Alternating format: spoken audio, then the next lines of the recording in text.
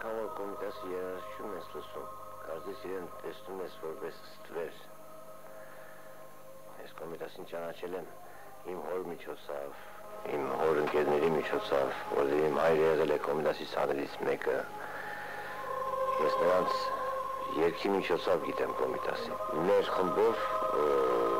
հազարավոր կիլոմետր առանց կոմիտասի մեր խմբին եւ ընդհանրապես մեր հայ ժողովրդին չի կարելի պատկերացնել։ Եթե մեր ճանաչումներն մեր արվեստով, մեր գիտությամբ, մեր գրականությամբ եւ հատկապես նշանակալից տեղ ունի կոմիտասը։ Նա այն անտառներից հավաքեց իսկական հայկական ծաղիկներ եւ այնպիսի փնջեր սարքեց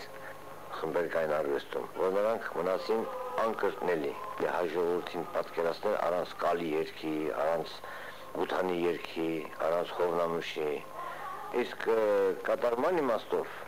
մենք այն կրունկներն ենք, որը երգից երգի, քաղաքից քաղաք տանում ենք եւ մատուցում ենք կոմիտաս եւ առանց կոմիտասի մենք ապրել կարծես չենք կարող։